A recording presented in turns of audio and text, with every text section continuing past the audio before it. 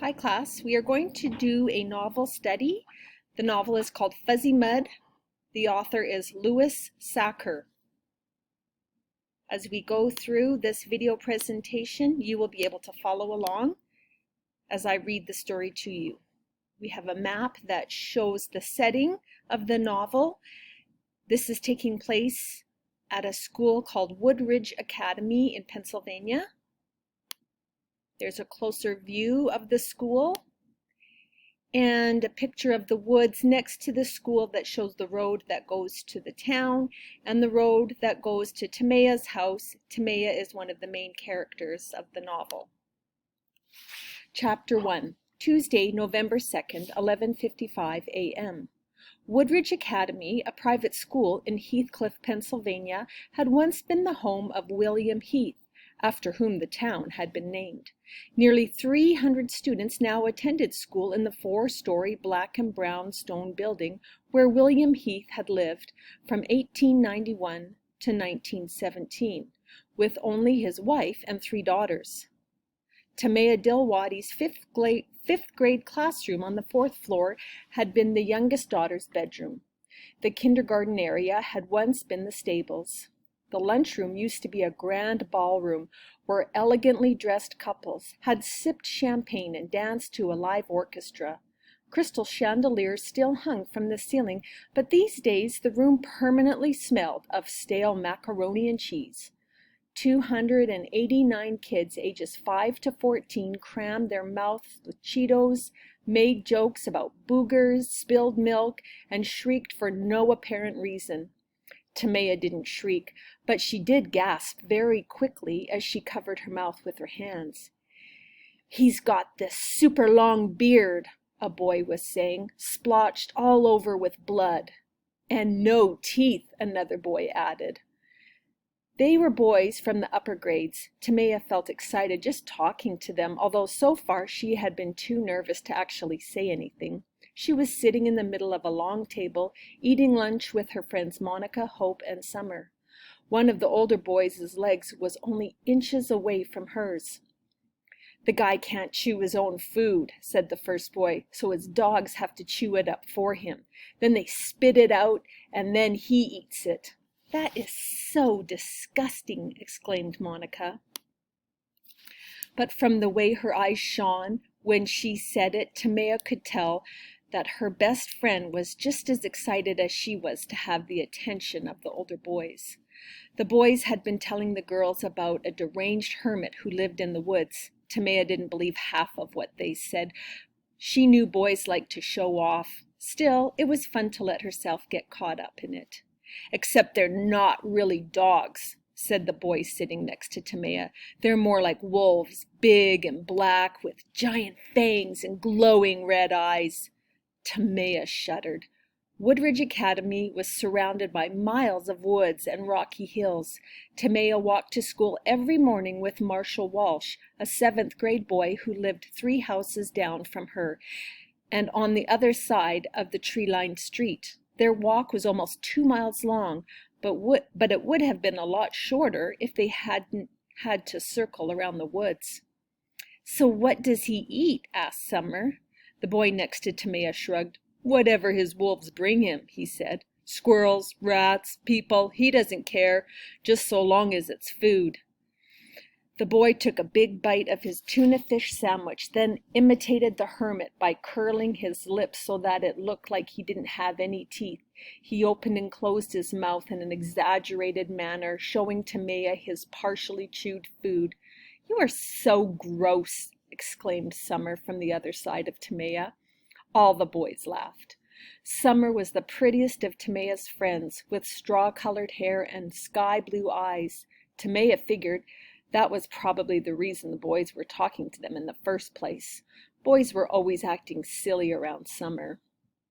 Tamea had dark eyes and dark hair that hung only halfway down her neck.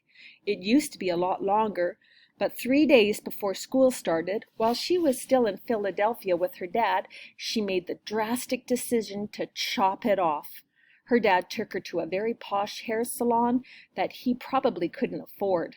As soon as she got it cut, she was filled with regret. But when she got back to Heathcliff, her friends all told her how mature and sophisticated she looked. Her parents were divorced. She spent most of the summer with her dad and one weekend each month during the school year.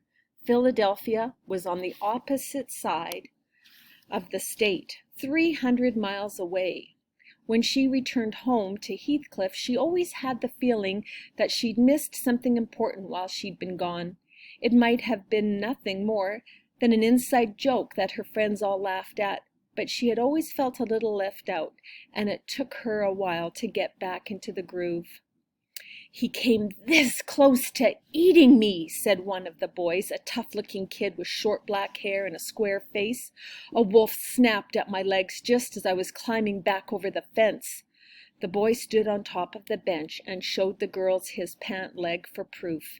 It was covered in dirt, and Timea could see a small hole just above his sneaker. But that could have come from anything. Besides, she thought, if he'd been running away from the wolf, then the hole would have been in the back of his pants, not the front.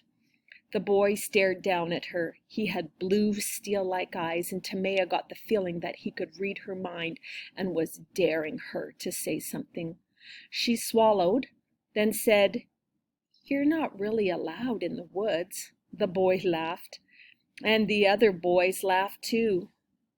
"What are you going to do?" he challenged. "Tell Mrs. Thaxton?" She felt her face redden. "No." "Don't listen to her," said Hope. "Timea's a real goody two-shoes." The words stung. Just a few seconds earlier she had been feeling so cool, talking with the older boys. Now they were all looking at her as if she were some kind of freak. She tried making a joke out of it. "I guess I'll only wear one shoe from now on." Nobody laughed. "You are kind of a goody-goody," said Monica.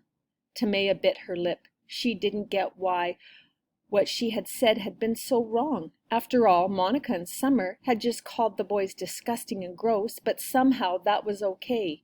If anything, the boys seemed proud that the girls thought they were disgusting and gross. When did the rules change, she wondered. When did it become bad to be good?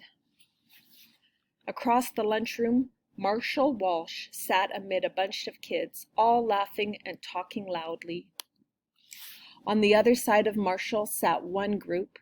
On his other side sat a different group. Between these two groups, Marshall silently ate alone. Chapter 2, Sunray Farm. In a secluded valley, 33 miles northwest of Sunridge Academy, was Sunray Farm.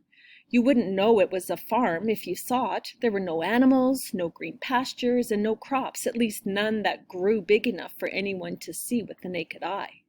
Instead, what you would see, if you made it past the armed guards, past the electric fence topped with barbed wire, past the alarms and security cameras, would be rows and rows of giant storage tanks.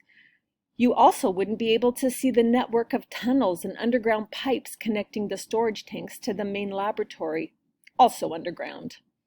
Hardly anyone in Heathcliff knew about Sunray Farm, and certainly not Timea or her friends. Those who had heard of it had only vague ideas about what was going on there. They might have heard of bioline, but probably didn't know exactly what it was. A little more than a year before, that is, about a year before Timea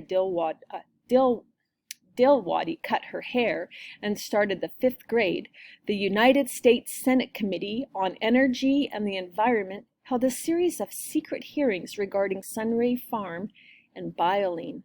The following testimony is excerpted from that inquiry. Senator Wright: "You worked at Sunray Farm for 2 years before being fired. Is that correct?" Dr. Mark Humbard: "No, that is not correct. They never fired me." Senator Wright: "I'm sorry, I'd been informed." Dr. Mark Humbard: "Well, they may have tried to fire me, but I'd already quit.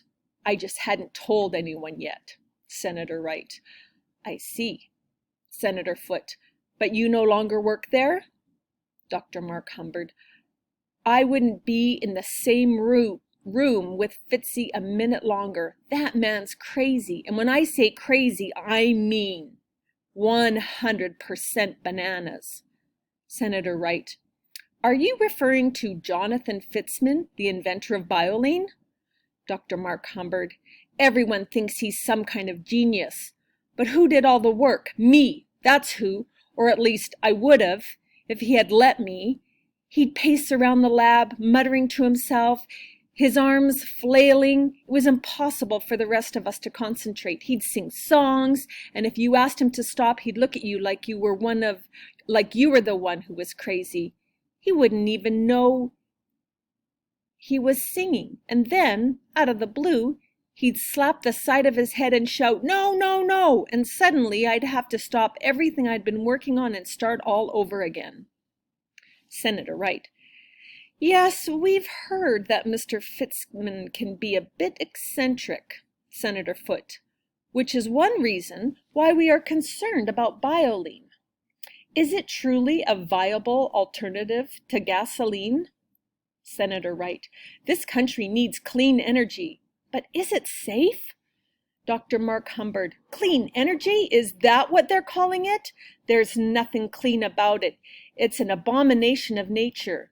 You want to know what they're doing at Sunray Farm? You really want to know? Because I know. Senator Foote: Yes, we want to know. That's why you've been called before this committee, Mr. Humbard. Dr. Mark Humbard: Doctor. Senator Foote: Excuse me. Dr. Mark Humbard: It's Dr. Humbard, not Mr. Humbard. I have a PhD in microbiology. Senator Wright: Our apologies. Tell us, please, Dr. Humbard, what are they doing at Sunray Farm that you find so abominable? Dr. Mark Humbard: They have created a new form of life, never seen before. Senator Wright: A kind of high-energy bacteria, as I understand it, to be used as fuel. Dr. Mark Humbard: Not bacteria, slime mold. People always confuse the two. Both are microscopic, but they are really quite different. We began with simple slime mold, but Fitzy altered its DNA to create something new, a single-celled living creature that is totally unnatural to this planet. Sunray Farm is now growing these man-made microorganisms, these tiny Frankensteins, so that they can burn them alive inside automobile engines. Senator Foote: Burn them alive? Don't you think that's a bit strong, Dr. Humbard? We're talking about microbes here. After all, every time I wash my hands or brush my teeth, I kill hundreds of thousands of bacteria. Dr. Mark Humbard: Just because they're small doesn't mean their lives aren't worthwhile. Sunray Farm is creating life for the sole purpose of destroying it. Senator Wright: But isn't that what all farmers do?